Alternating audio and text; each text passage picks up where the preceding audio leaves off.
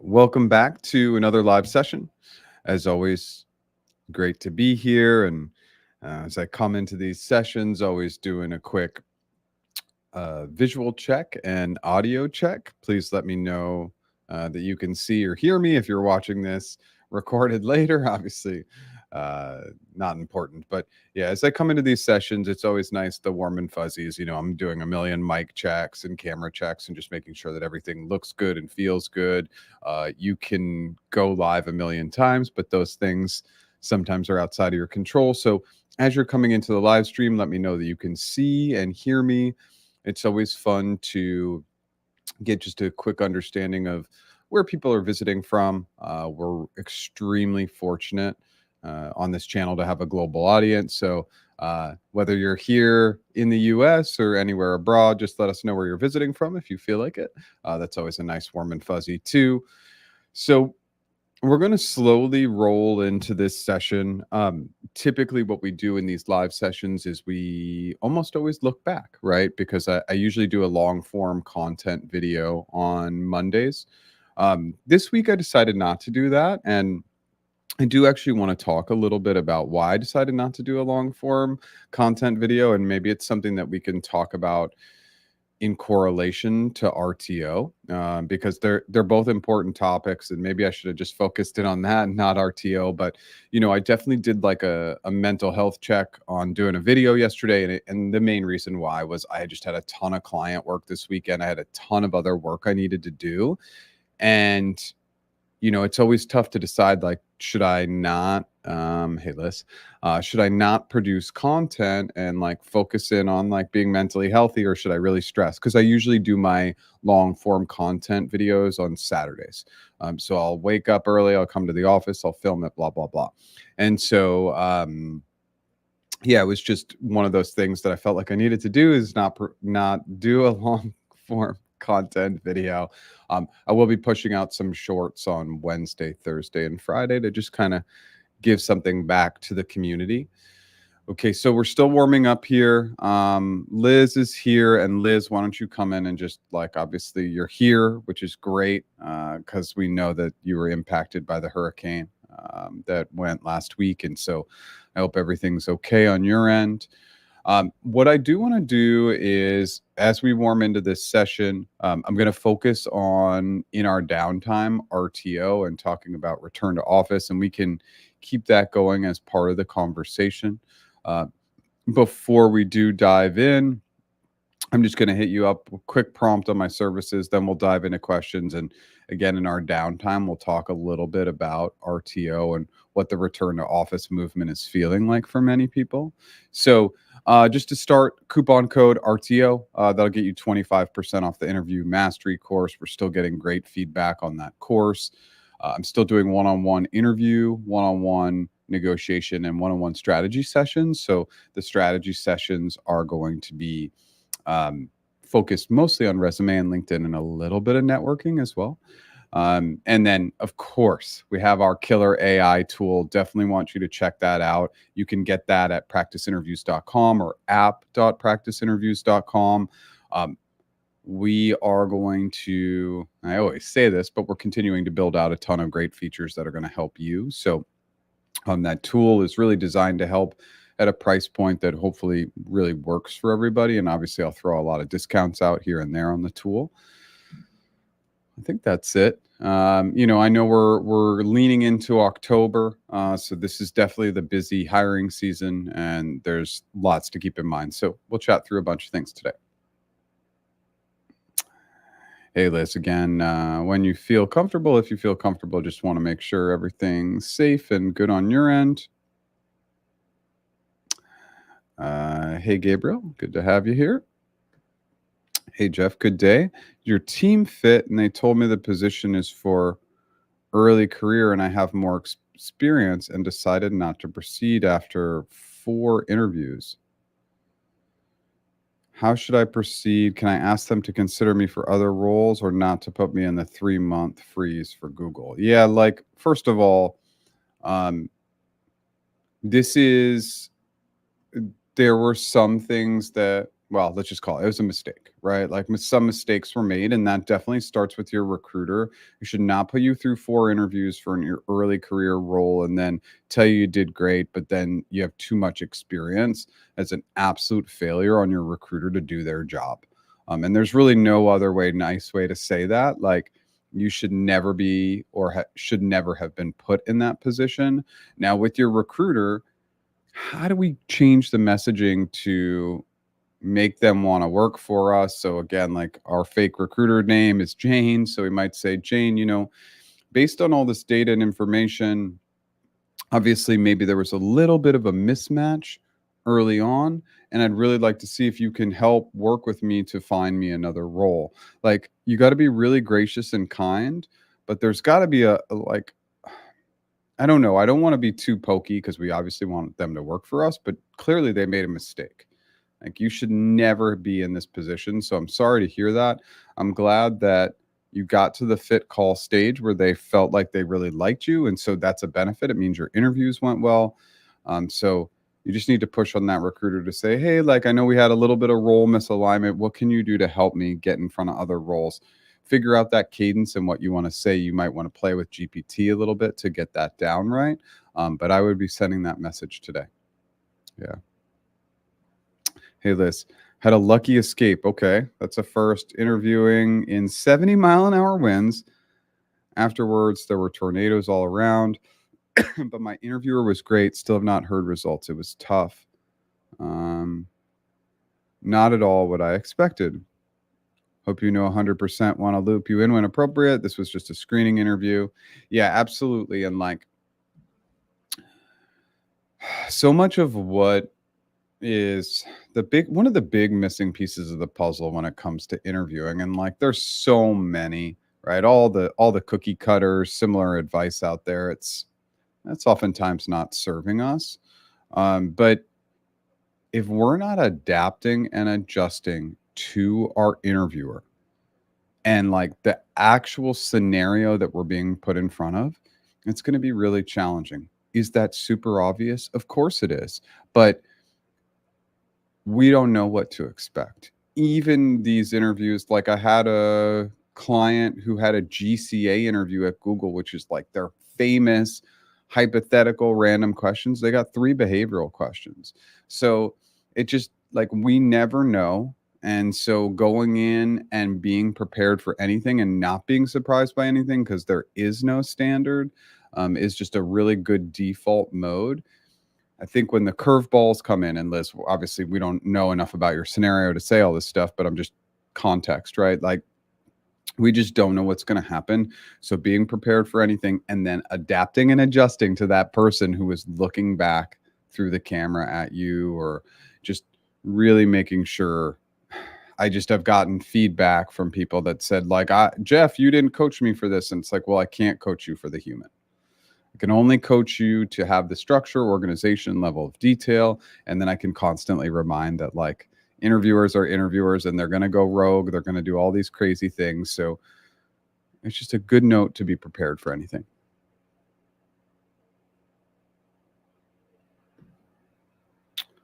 Hey, Jeff, after receiving positive offer for a SWE role at G, what are the next steps in the process?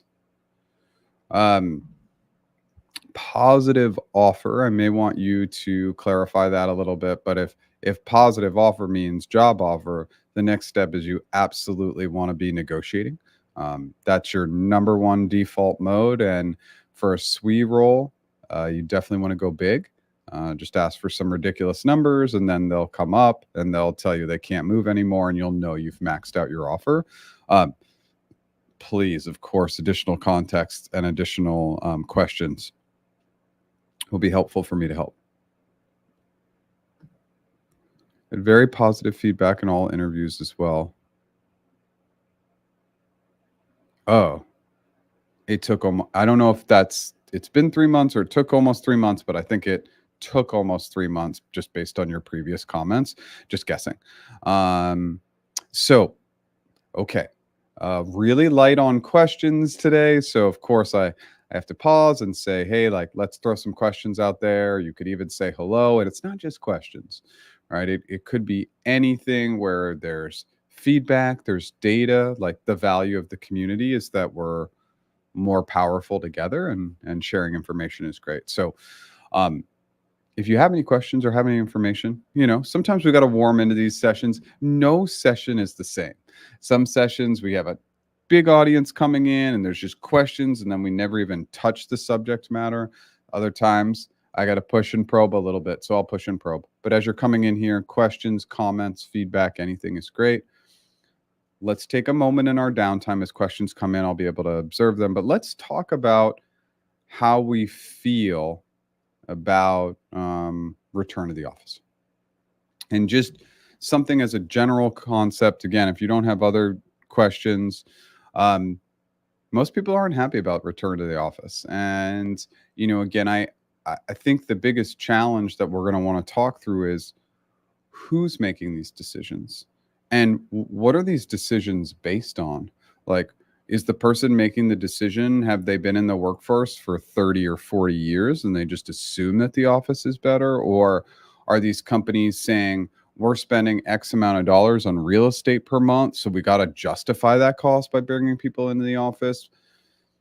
The other tricky piece is that some people actually do perform better in the office, and some people perform better working remote, and that there really is no one best practice. And we see that in everything, right? Not all the same ingredients. Like, you could have multiple different ingredients that are going to make a great pepperoni pizza. If you watch football, for example, you'll notice that quarterbacks have all different kinds of arm motions that make them successful throwing the football, right? And it's the same kind of correlating that back to return to office. Is this cookie cutter one size fits all doesn't really work. And now we're kind of moving towards a we don't trust you model with return to office. And they keep saying, well, it's really important, but we are always having to be on at work these days because of the way we work now. And so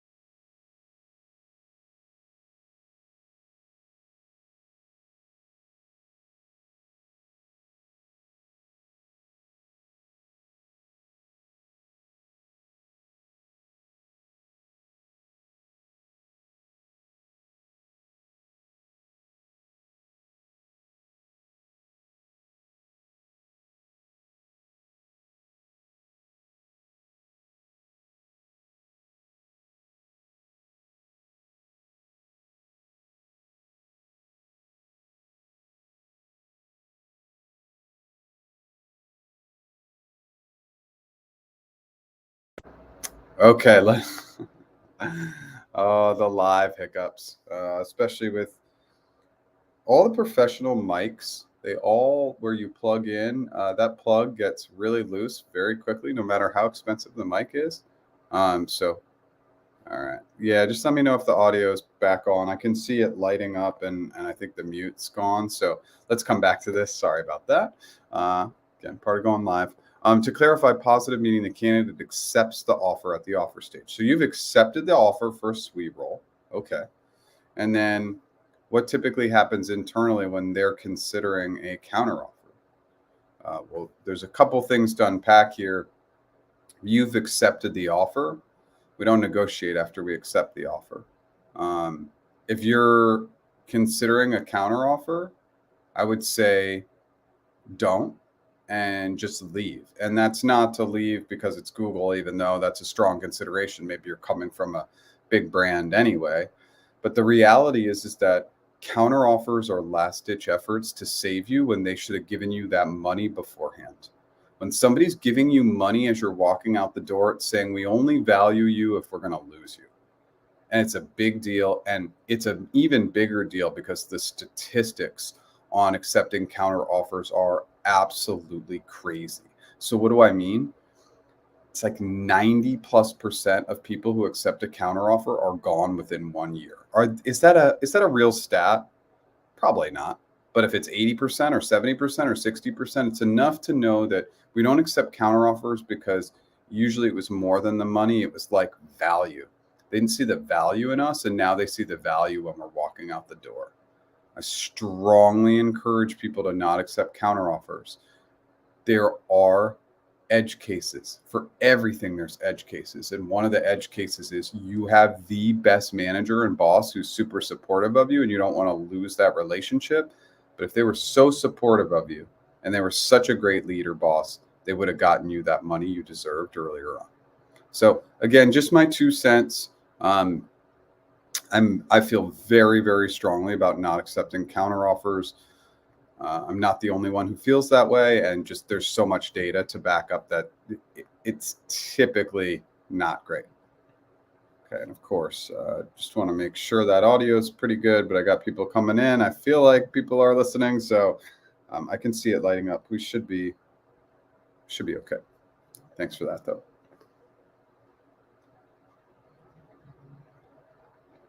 Hey, Jeff, while interviewing, I started with another company. Do I disclose this to the new company? I'm leaving 3 weeks into the new job. Oh, I probably need a little bit more context or information. So you started with another company, but you're already leaving this other position. I mean, you wouldn't need to tell them if you've already accepted the offer. And this is just a great question in general. You don't ever need to tell a company while you're in the interview process that you switched jobs. We don't want to tell them that. They're not going to think too highly of us. That's confidential information. That's up to us. And the only thing that would need to change is if you're going through a longer interview process and you have changed jobs, you'll definitely want to ask to update your application to say you had an end date at your current company, something like that.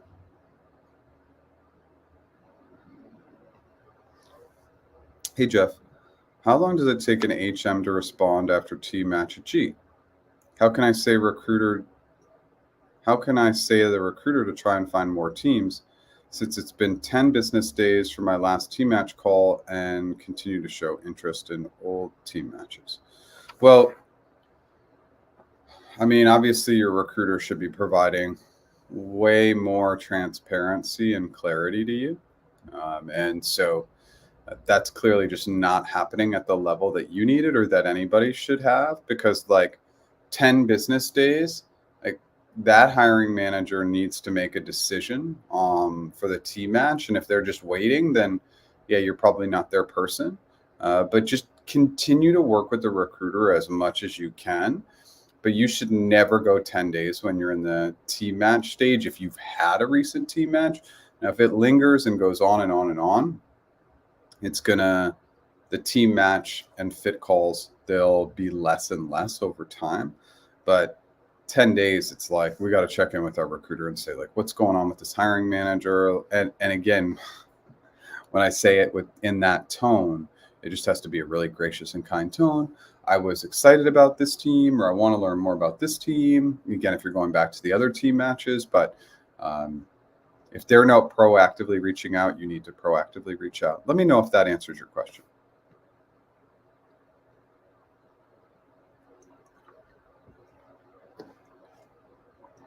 Hey, Jeff, I completed my on-sites for an L3 suite position. Awesome.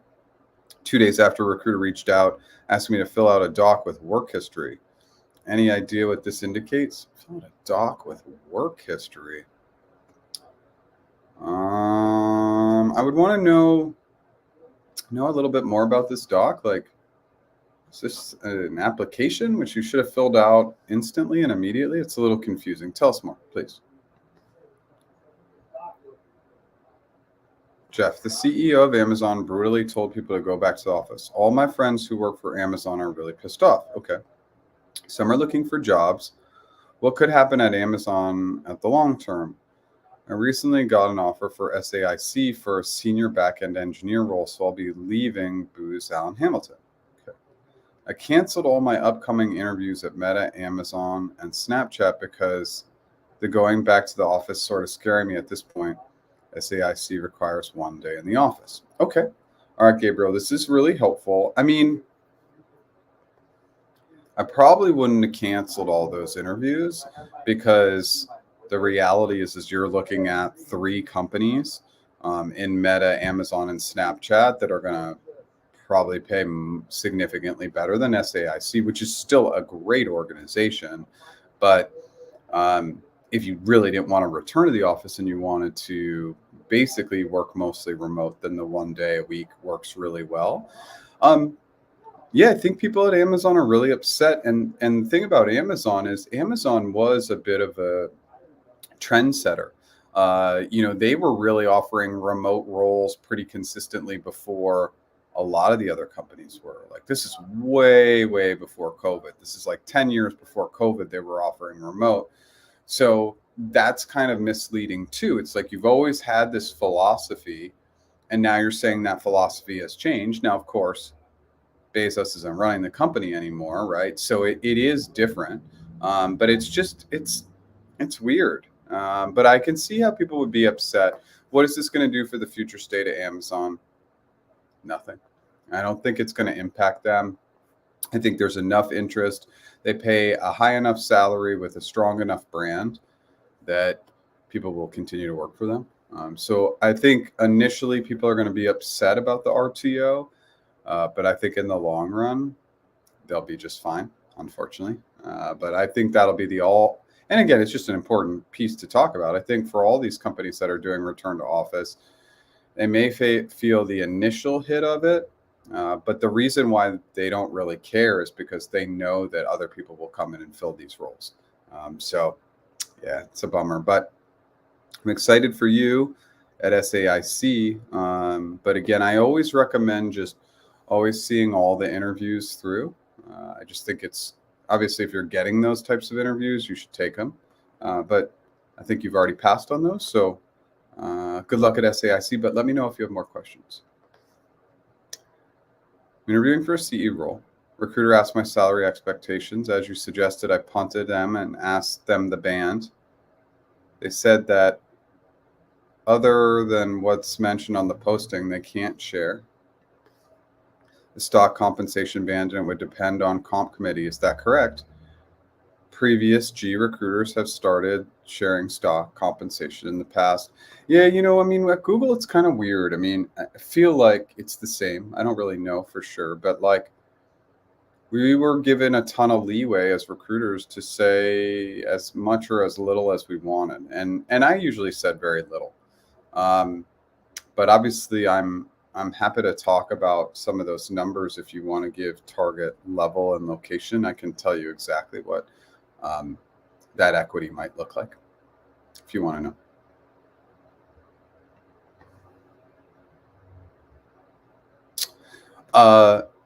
No. Maybe more context. Do I need to tell in my interviews that unfortunately I was part of a layoff? Well, like if they ask why did you leave your last company, if that's already present on your resume, that it happened before the interview, say company like based on product area or based on division, I was part of a larger layoff and I had a great experience. I was able to learn A, B, and C. I was able to learn a ton. I really enjoyed my time there. And now I'm super excited to be in front of this role, this position, this company right now. And so we address it. We address it with positivity. And then we move on to the fact that like, hey, we're excited about this role. Your interviewer's reaction to that will be great. They'll just see your excitement and enthusiasm for the role you're going after, and they won't worry too much about the layoff. And again, this is just the layoffs are so common that, yeah, I wouldn't worry too much about it. Thanks, Jeff. What are the next steps after the candidate? What are the next steps after the candidate accepts the offer at the offer stage of G? Does it include talks with the Relo team, and how's the onboarding? Yeah, this is like, I think I'm slightly frustrated that like, how is it possible that you don't know this? And this is not on you. This is on your recruiter.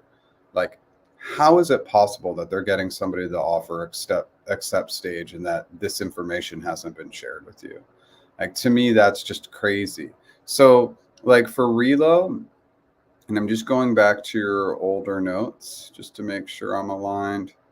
Sweet roll. Okay, so relocation, L3 or L4, it's now going to be a lump sum. That is a change that they've made, but If you're L5 or above, they'll connect you with a relocation coordinator who will use a point system to help you choose what are the best items for you in a relocation. Now, remember, like, if you're an L5 or above going into Google and you need to relocate, take the package. Never take the lump sum. It's taxed. Always take the package. But L3 and L4 are just getting set sums now, set lump sums. So that's really changed. And then the onboarding will be based, if you're relocating, usually got to give you at least 4 to 6 weeks to relo. And then onboarding, again, talk to your recruiter about what onboarding will look like for a suite. But the fact that you don't know this information has nothing to do with you. It has everything to do with your recruiter being completely unorganized and not understanding how important it is to share the steps of the process with candidates. And it just blows my mind that they don't do that. Hey, Jeff, L6 CE role in Texas at G. Okay, so I can ballpark the comp, including stocks, but it will vary depending on the market because they do hire CEs in like all the markets in Texas. So, the three big ones are Austin, Dallas, and Houston. So maybe you can tell me what market you're in. This doc had separate sheets for contact info, academic history, work history, comp expectations. Okay. This is pre-hiring committee. So this is great news. You're going to fill all this out and you'll just leave the comp expectations section blank. Never put comp expectations in writing before you've done it verbally. All that feedback, any feedback that you receive that says to negotiate via written format, in my opinion, is terrible feedback. It's terrible advice. And the reason why is it's very easy for them to analyze, look at the data, say no in written form. It's much harder for them to respond and react verbally. So just leave that section blank. It won't hurt you.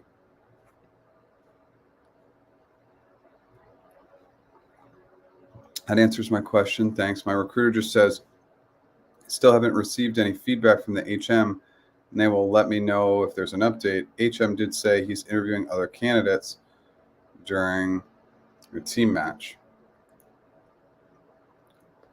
Okay. I just want to be, transparency is extremely easy. So as your recruiter, I would just say, hey, you know what? We got 3 other candidates that need to go through the process, and it's probably going to take X amount of time, right? And so it's just, all they're doing is they're creating a lot of additional stress and anxiety for you, and they're creating more work for themselves. Why not just be transparent? Give all the information up front. There's nothing confidential. I could tell you that there's 400 candidates interviewing for the role. I'm not telling you who those candidates' names are or anything like that. So, yeah, sorry. It's a little frustrating that they're not being more transparent. But this is very, very common. In my case, after I filled out this doc and leaving comp expectation blanks, as Jeff just said, I have another form to fill, a G team placement one, did some team match calls and went to the offer stage. Okay, awesome. Thanks for sharing that. What's typical equity for an L4 role at Google NYC within strategy and ops? So strategy and ops role, L4 Google NYC, 220 to 250 probably. 250 is reasonable, maybe a stretch 260, 270 in total equity, but usually L4 non-technical, think about that 250K in equity over 4 years. That's what I would expect. Okay, Dallas market, L5 or L6 CE Dallas market. I mean, your base, because we got that base with the 42.86% target. Let's see. I don't really do this most often, but we can do I'm going to pull up some data and let's see what I can find here. Let's see. Yeah, I think what we'd be looking at is definitely somewhere in the like at an L6 CE in any market, you should definitely be pushing towards like 400K in total comp in year one. Um, let's see why that's coming up so weird on my end. Let's see. Let's do a recent one. Just take a look and give you the numbers here. Yeah, Dallas, I'm going to say somewhere in the neighborhood of like, it's going to be high ones on base. I know that seems low, but like 42.86% target bonus. It's probably going to be around 300K in equity, and you'll probably get some sort of sign on. So I would be targeting right around that 400K in year one. That's what I would expect, and obviously here to help with the negotiations if you need the help. Thanks, Jeff. It's been a bit frustrating for me too. A lot of last minute calls scheduled and missing info, and I sometimes have to come clarify with you. I've been in this process since May. Yeah, in my opinion, some of these items are very easy. Now, of course, based on our personality types and skill sets, things are going to vary quite a bit. That's just the way it works. And I understand that, but it's the lack of organization from recruiters, and typically that could be recruiters working anywhere, is just very surprising. I'm going to make it easier on myself by outlining all the steps and having full clarity on what the steps are, when you're going to be in front of what, when you can expect to hear back from me. It's like, I don't want to have to deal with multiple emails from candidates. So I'm just going to be transparent and give all the info up front. And then that saves me a lot of time. And so, yeah, I mean, I think that maybe it's just about figuring out how to like manage them, right? So something like, if we were to make it through the process, can you outline the steps and what the timeline of those steps are? And then as you're going through it, can you tell me a little bit more? Like, am I going to be in front of it on this day or this day? Is there a specific time? Blah, blah, blah. Like, maybe we just need to take back some of the control because, yeah, it's missing a little bit. Yeah, thanks. I always love like this is community is awesome, right? Like super positive. We get some really good back and forth, and everybody's really supportive of each other. And I think it's important. I've seen the negative communities, and I've seen how people feed off of negativity. And I love this community because I know we're feeding off of positivity and gratitude and graciousness and kindness. And some people think that's toxic positivity, but I'd rather take a positive approach than a negative approach. But of course, I'm tough on recruiters. I got to be tough on recruiters. I did recruiting for 15 years, and I know that these little things are actually extremely easy. And that's not me just saying it, they actually are easy. And so, when it comes to follow up and it comes to outlining the process, these are one of the reasons why many recruiters will be replaced. And you'll see still probably recruiters existing, but existing in a much, much smaller capacity and handling way more candidates because the process stuff and the scheduling stuff and all that stuff can be automated. Thanks for answering the question about the salary band. Follow up, G Recruiter said that they want someone in the seat ASAP for the CE role. When I mentioned about needing a work visa, they said it. Okay, we'll wait for that second comment to come in. Like,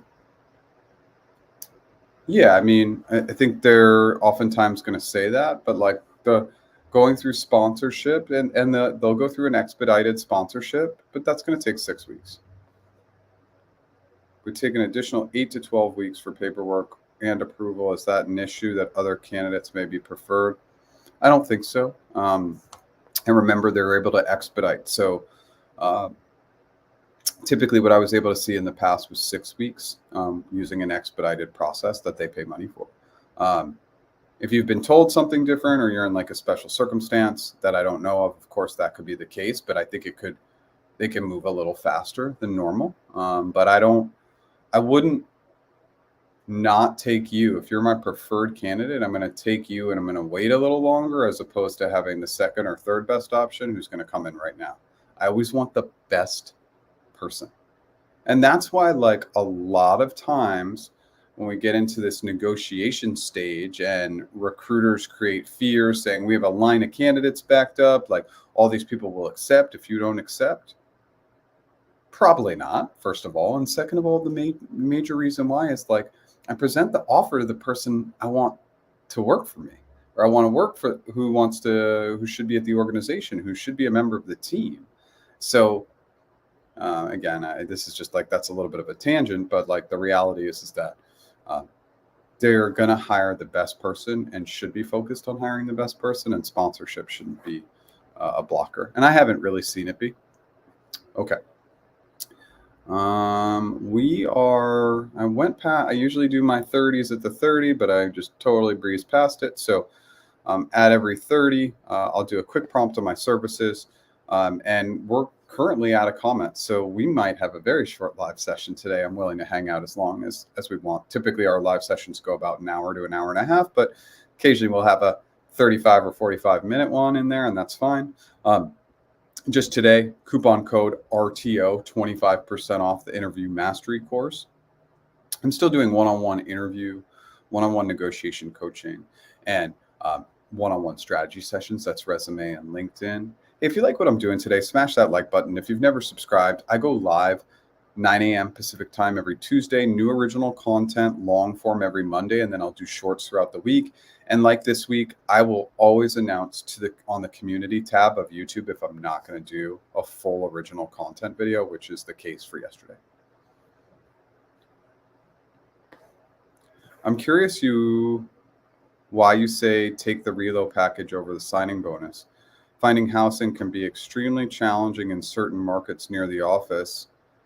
Is key to RTO. Okay, let's go to this.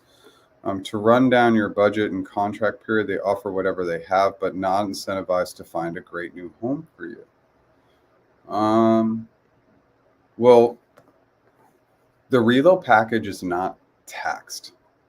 So this is like, you're not going to all of a sudden incur taxes on the Relo.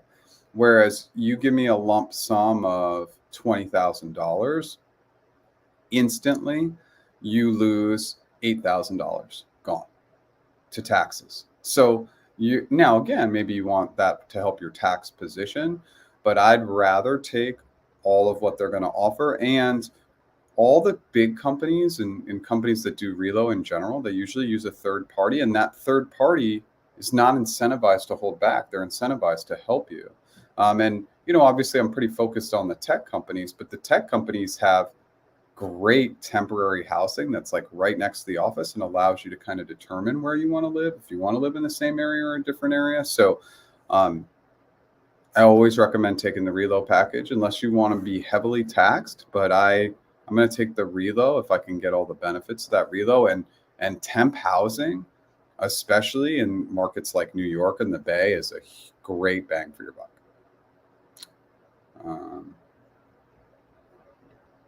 Okay, they run down your budget and contract period. They offer you whatever. Yeah, I mean, again, I would, from what I've seen on my end, I would recommend the Relo package 100% of the time. Great new home for you. Well, that can be part of the process, but like, I honestly don't know that if I was relocating that I would even buy a home. I would probably want to get temp housing to figure out the best location, especially if I'm not familiar with that area. And then, like, I'll be honest, like if I was moving to the Bay Area for a job, I would encourage nobody to buy a home. It's the return on investment right now is not great. And you can rent for like a third of the price of what you pay for a home. Again, that's such a personal philosophy, but just my 2 cents. So are RTO mandates now going to have a proliferation of Relo packages? Victor, it's a great question. I don't know what they're going to do. I don't know if you like got hired, like, again, let's just give a sample scenario. You are working, you live here in San Diego with me, and you've been working for Amazon remote for 3 years. You were hired remote, and now they want you to go work out of Seattle. It's return to office. And it's like, well, do you offer a reload package for that? I mean, they should, but I haven't heard that much about that. So if anybody has information, it'd be really interesting to talk through that. But if you started out remote, then absolutely they should offer a reload. If you were, just kind of able to work from home and now you have to go back to the office and you're local, then obviously they're not going to probably offer you anything.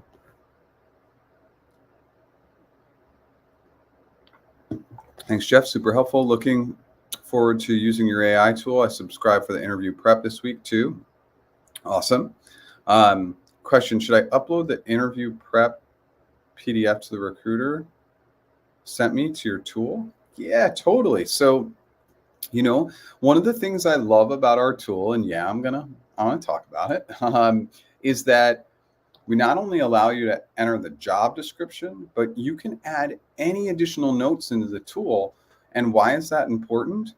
Because it informs ChatGPT, who's running on the back end, to say like, oh, we're going to include this when we think about questions and how we ask that user question. So absolutely, I would add those notes in. And hey, if you already entered the job description in, you can enter as many job descriptions as you want. So you could just say role/company/job description and updated notes, whatever you want to put in there. I didn't mean buy a home. I meant find an apartment near the office because the commute is what kills me. Not joining a great team in the office can re-energize me depending on the role. Yeah, and remember, if a company's doing relocation and they're doing temp housing for you, temp housing is going to be extremely close to the office, or should be extremely close to the office. Now, again, each reload program is very different in terms of how they help you make decisions, how much they work with you. So it's going to vary quite a bit. But again, I will go default back to like, I want to take the reload package over the lump sum just from a tax perspective. Hey, Jeff, good topic discussion. I think another important topic should be continuing the discussion on best communication practices between hiring managers, recruiters, and applicants. Yeah, and just so you're aware, like these are all live sessions, so I'm happy to discuss anything. We just always come in with a theme. So if we do have downtime, we have something to chat about, and I'm not just staring at the camera.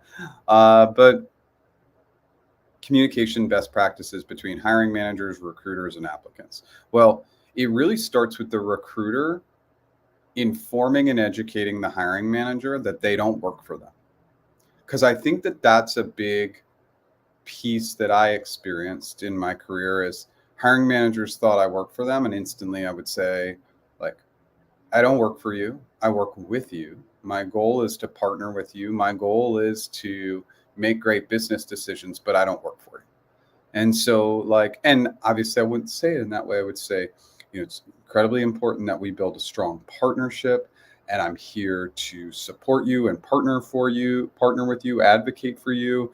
But the second demands come and the pokes come, that's when recruiters need to do a much better job of reestablishing that relationship. Then I think so much of it is just the basic stuff. Like, I'm not going to work with a hiring manager. I'll go into that initial conversation. I'll say, okay, so who are the interviewers that you've decided to interview for? Like, how have you completed the job description? Like, if they don't have a complete job description, they haven't identified the interviewers.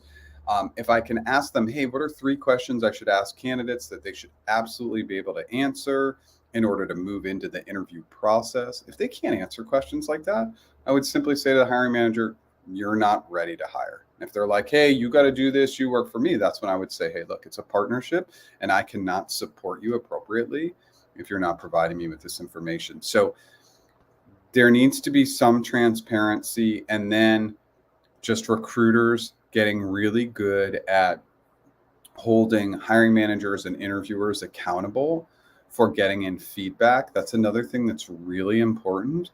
And back in the previous world at Google, if I wasn't getting feedback from my hiring manager, I'd go sit outside of their office. I'd go find the closest couch. And when I saw them in person, I'd smile at them and I'd point at them, and sometimes I didn't even need to say a word. They'd be like, all right, I'm going to prioritize. I'll get it done. Yeah, so that was a crazy tangent that I just went on, but the relationships need to be better, and recruiters will continue to get automated out a little bit, and it may get better for that. Just there's less human interaction at certain stages, but there's still some human connection for candidates as they're getting through the process.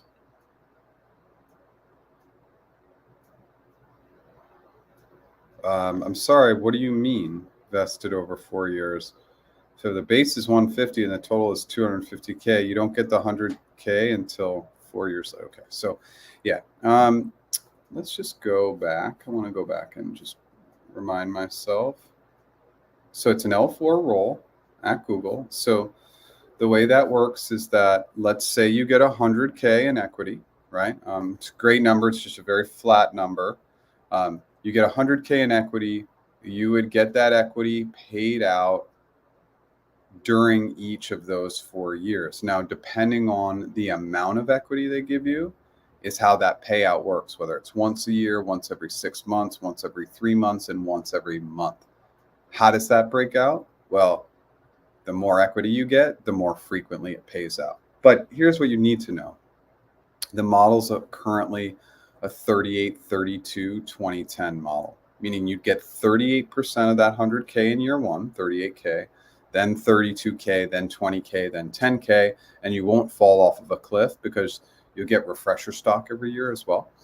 So I hope that helps. And then, of course, an L4 is going to have a target 15% bonus. You count that as part of your money. 95% of Google employees will get 15% or more come bonus time at the L3 through L5 level.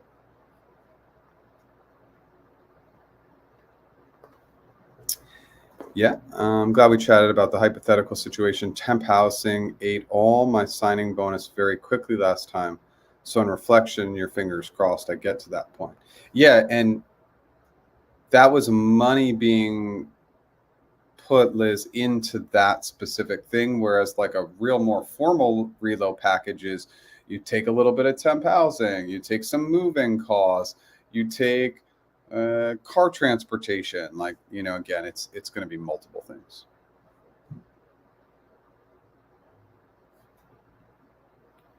Do you believe that this explanation addresses why candidates get ghosted, at least partially? I think there's only one reason why candidates get ghosted, and that's recruiters' lack of organization. That's one. And then the second one is that they're not empathetic. They don't know how to put themselves in your shoes. They're not thinking about you as the candidate. The organizational piece is so easy. At the end of every day, I end my day to just make sure I don't have any follow-ups in my inbox. I don't have anything in my calendar that I needed to follow up with. And I'm checking the applicant tracking system to make sure that all my candidates in process don't require a follow-up. And then just as a backup, I'm going to do that every single Friday as my last thing. So I go into the weekend with everybody being closed out or updated. It's incredibly simple. You can have templates. You can automate this stuff. It is so easy. So should any candidate ever get ghosted? No, there's obviously always outliers. There's accidents. There's emergencies. There's things that happen to people that we're not aware of. But 99% of the time, we should never get ghosted. And by the way, this is where bringing in automation will guarantee that people never get ghosted again. And it's one of the reasons why I'm looking forward to seeing how AI changes the recruiting landscape.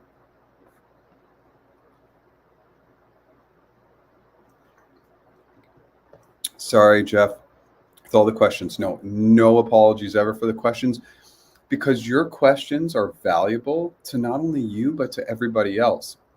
There's somebody who's here in the live session or somebody who's rewatching, and the vast majority of people who watch, they actually watch it on replay, and they're going to have similar types of questions. So never apologies for questions. Just got to state that for the whole community, whole audience. If your manager has a preference for relocation but not a requirement, would Google still help with the relo? Yes. If you have to relocate for the job, then Google will pay for it. Now, again, I think you're in L4, so that's going to be a lump sum. You're not going to get a Relo package, and that's something that's newer this year.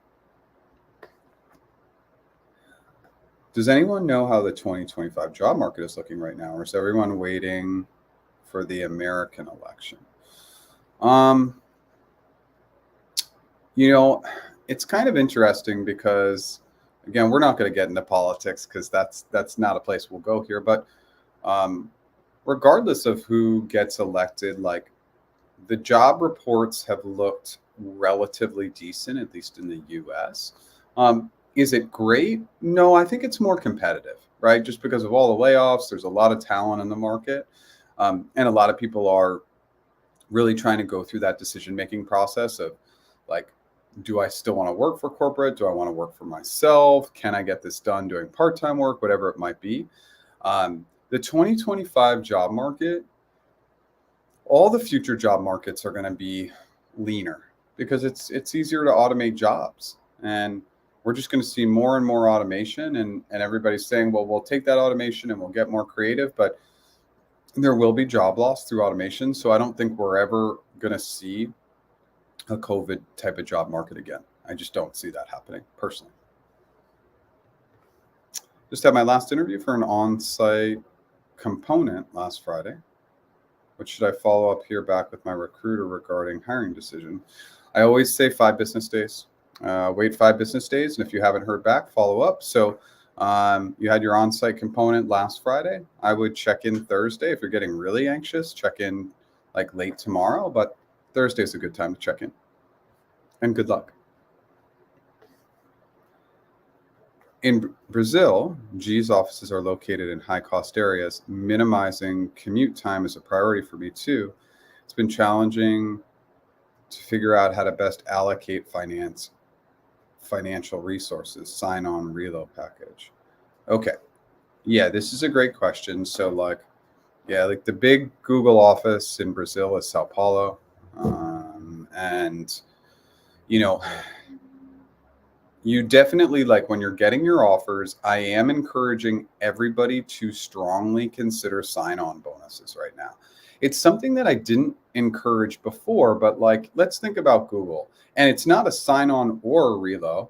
It's going to be a sign-on and a Relo. They're separate. Relo is like completely separate. And so we can forget about that. But let's talk about the power of a sign-on bonus.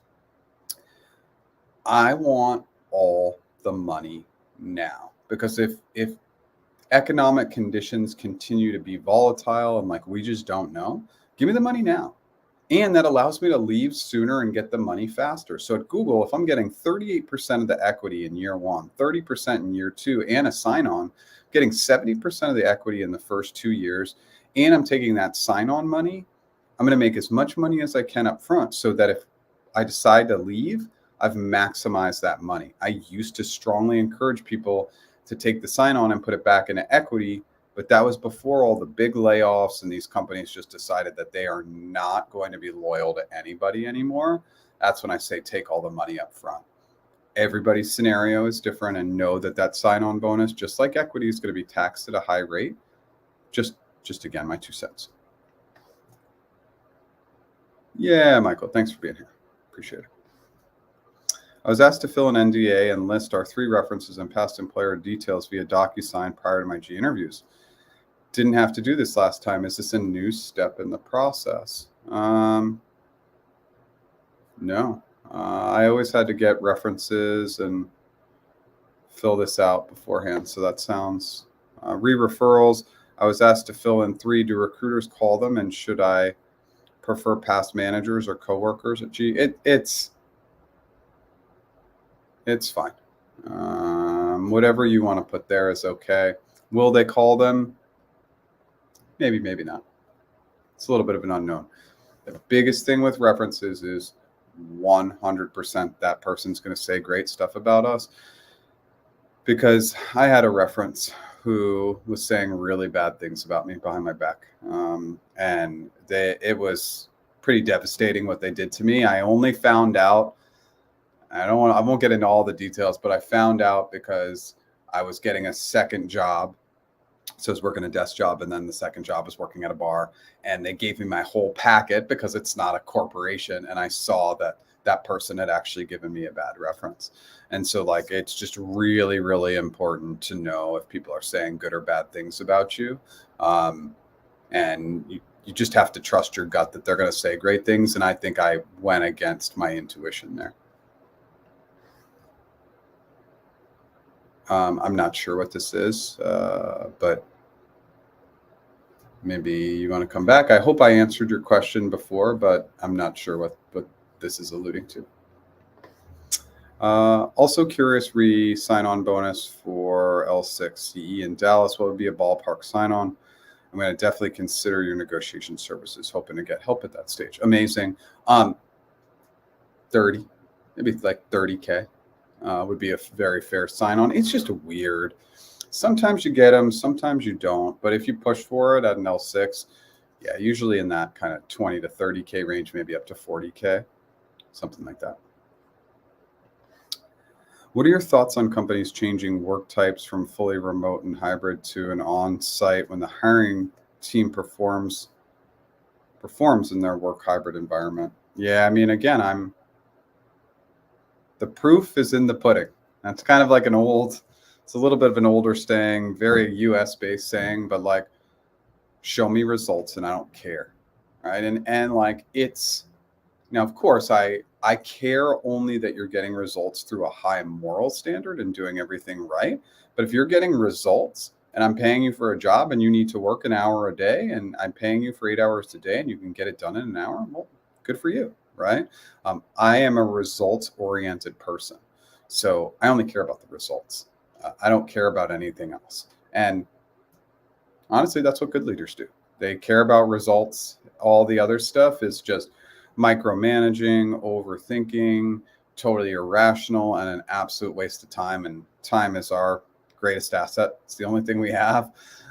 So yeah, not a fan. I'm not a fan of RTO. And I'm not a fan of RTO because I don't think it's a great scenario for everybody. And that comes from somebody who is actually more efficient in the office. I'm better in the office. I get more done. I'm more productive. And so RTO is a good model for somebody like me. But I just have a huge recognition that people are very different. And for a lot of people, it's not better, it's worse. It's a longer commute. It's less comfortable. Maybe somebody's introverted. They get very distracted by people coming up to them. Like when they're in the mode, they can get into real work zone. And really, no interruptions is much, much easier when working remote. We can shut everything down and actually get the prioritize and get the work done that we need to get done. So, yeah, I'm not a fan. Just because, again, I know personality types. And again, that's knowing that my personality type, like RTO, is built for somebody like me, who's probably not as productive working from home.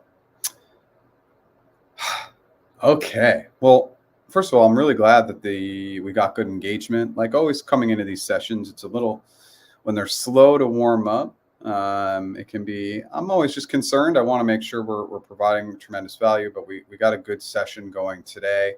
I'm going to continue to answer questions, but we'll probably start wrapping things up here pretty shortly. I have my RRK coming up for the CE role. Any last minute advice, like focus on customer experience or tech chops or the domain or both? Curious what you've seen candidates crush in the RRK for CE roles. The RRK, remember there's really two, right? Like, so one RRK will be the presentation interview, which comes later at the end. Then there's the RRK that you're talking about. It's going to be 3 types of questions: behavioral questions, hypothetical questions, and then technical questions. So definitely think about client engagements, how you've worked with internal teams to have success. Then on the hypothetical side, being put in front of scenarios of challenging customers, customers that have challenging like application modernization or infrastructure modernization challenges. And then on the technical side, it's going to be more cloud focused. Like, how does Netflix work in the cloud? Right. And so the one piece of advice I have on technical questions is ask clarifying questions. How does Netflix work in the cloud?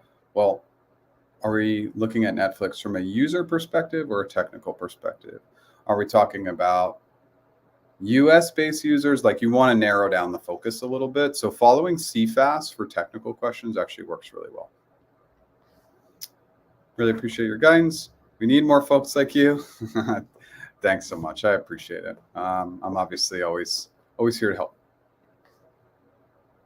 Are you able to refer job seekers? I've actively been looking since April and haven't hooked into the big fish yet. No.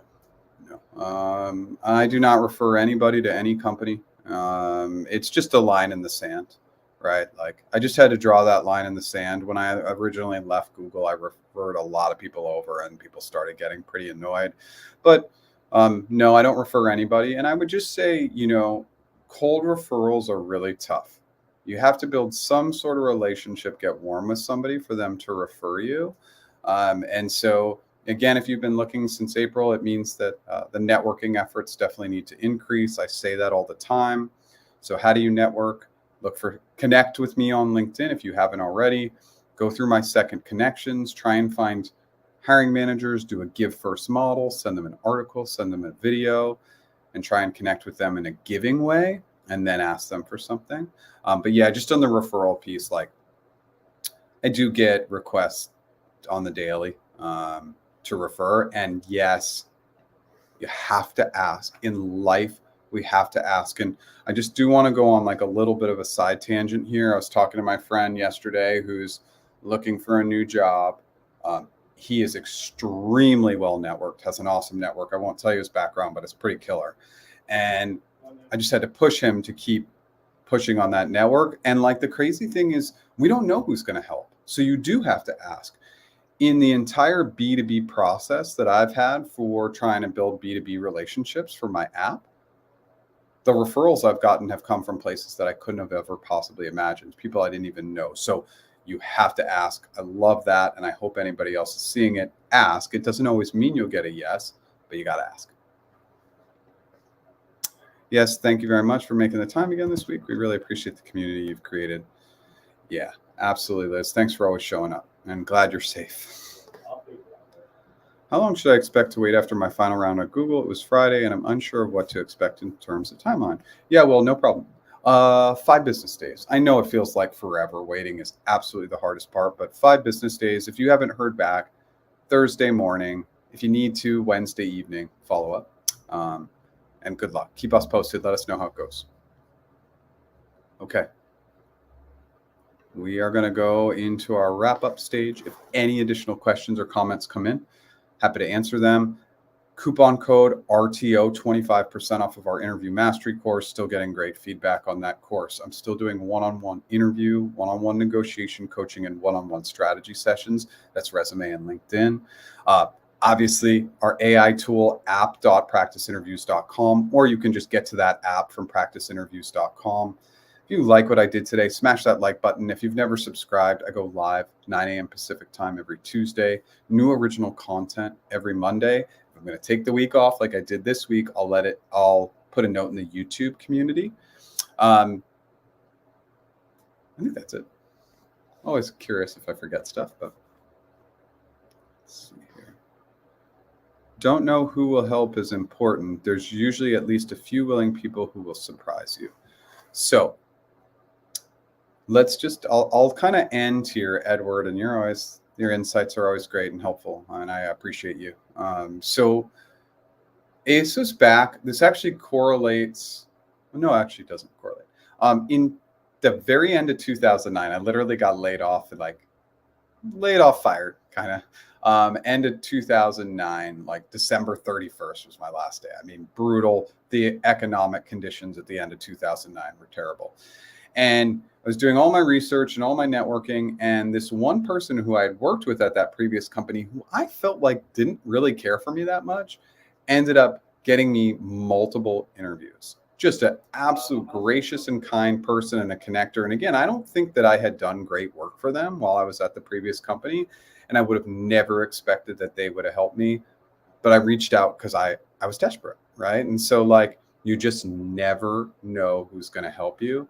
And again, when we talk about my AI app and the B2B stuff, the person who has made the most interesting connections for me is a person who knows somebody I know, and they don't even know that person that well, and they just made a few connections. I have a big one of those meetings today that this person probably will not see this video, but I'm super nervous about. It's at a pretty big company for my AI tool. If I could get that integration and that partnership, it would be everything for me. And this is somebody who I barely know. So it's just always a good reminder for sure. Should I try to connect with a recruiter or hiring manager if I passed you and have not heard back from the recruiter? If you pass the assessment, I think you're asking if you pass the assessment and you haven't heard back from your recruiter. And just so you're aware, Google now has an assessment that you have to take before you get into the interview process. I think this is what you're talking about. But that doesn't always guarantee an interview. I think figuring out or like passing assessments isn't always an indication of, moving forward. So you shouldn't be reaching out to the hiring manager. You can always reach back out to the recruiter, but it's not an indication that you're going to move to the next stage. It's just a stage that you have to pass to be considered for this and or future opportunities. Thanks, Edward. I'll keep people updated. It's I created a video this morning while I was going through the process of thinking about my sales pitch, and I may or may not share that. Or I may share it years from now. We'll see, though. It'll be fun. Thank you, everybody, so much for being here. I'm going to wrap things up, get prepped for that meeting, and everybody have a great day, and I will be back next week, 9 a.m. Pacific time. If you like what I did today, smash that like button. If you never subscribed, consider subscribing. Thanks so much.